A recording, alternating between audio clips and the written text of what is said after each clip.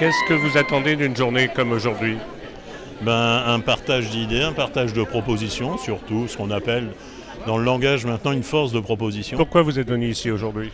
Alors pour apprendre plein de choses, je suis bénévole et je voudrais savoir ce que je peux faire dans mon centre. Qu'est-ce qu'on peut faire en tant qu'habitant pour faire évoluer au niveau d'un centre social les décisions qu'on peut faire, les décisions et l'envie de donner aux gens pour qu'ils puissent agir pour leur bien-être. C'est important de se poser des questions, en fait, de donner du sens aussi à notre action au quotidien et de se poser pour une journée avec d'autres centres sociaux, avec les bénévoles, avec l'ensemble des parties prenantes du projet d'un centre social pour se re-questionner tout simplement, je pense.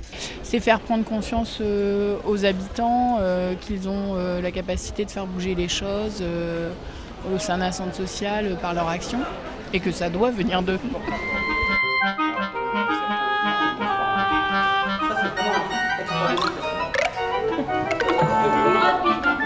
Nous, ce qui nous intéresse, c'est les démarches qui développent le pouvoir d'agir des gens qui ne l'ont pas et qui leur permettent de reprendre du pouvoir sur leur vie, sur leur environnement et sur les décisions qui les concernent. Pouvoir d'agir, en tant qu'habitant, je dirais affranchissement.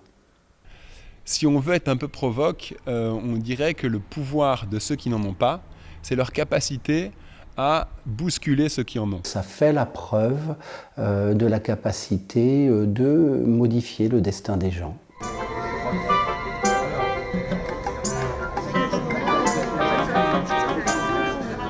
Je peux éventuellement dire que je fais partie des personnes en difficulté, entre parenthèses. Et en parlant justement avec mon principal acteur de quartier, si je puis dire, le centre social Mosaïque, voilà. On a su déceler, déjà ça, on a su déceler qu'il y avait matière à aider et matière à faire quelque chose au-delà de ça. Comment trouver sa place ? Bien souvent, on se retrouve avec des publics très en difficulté, socialement, économiquement, avec des vécus parfois difficiles. Et parfois, ces personnes-là se disent finalement, je peux pas changer les choses.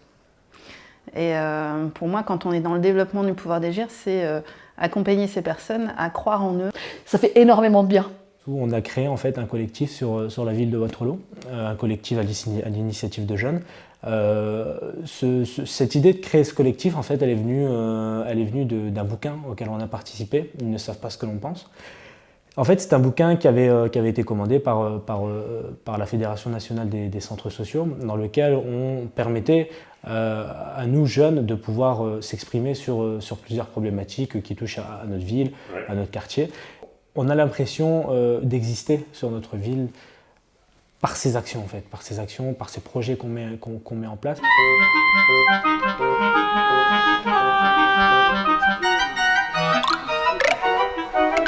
La pilule en ce moment qu'on essaie de faire passer aux élus,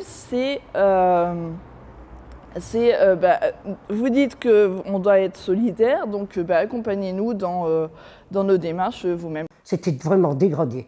Et puis de l'herbe. Alors on se rejetait la municipalité et le bailleur pour qui va nettoyer, pourtant c'est un bain, bref. Donc c'est pour ça qu'on a fait le centre social, on a décidé de faire tout ce travail. On est fiers de ce qu'on a fait.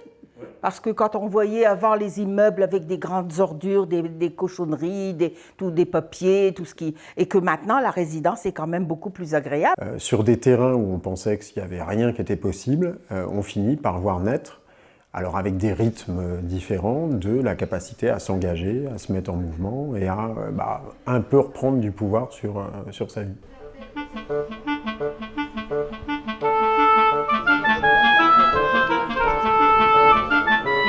On va d'abord vers les habitants, c'est le aller vers, ensuite accompagner les projets des habitants et ensuite analyse et diffusion des méthodes que nous faisons avec les habitants.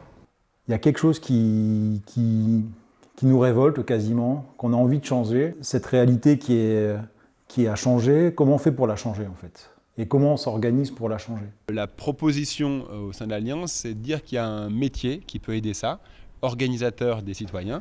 Et donc c'est une personne qui, à temps plein, formé, appuyé par une méthodologie un peu solide, va faire un travail de tisseur de colère. Je ne savais pas qu'on avait des mains tendues. Moi, ces acteurs de quartier, je ne les connaissais pas. Moi, j'y vois déjà, de façon personnelle, une petite note de victoire et de soulagement et qui sera totalement bénéfique pour tout le monde. Mais cette idée que tout ce qu'on peut faire au plus près de là où vivent les gens et tout ce qu'on peut faire soi-même, avant de le passer à un échelon supérieur, le fait qu'on a la capacité de s'organiser, de s'auto-organiser, de régler un bout des problèmes entre nous, habitants d'un territoire, moi je pense que c'est une vieille idée très moderne et qu'il y a un bout de rebond de la politique qui joue dans ces dynamiques-là.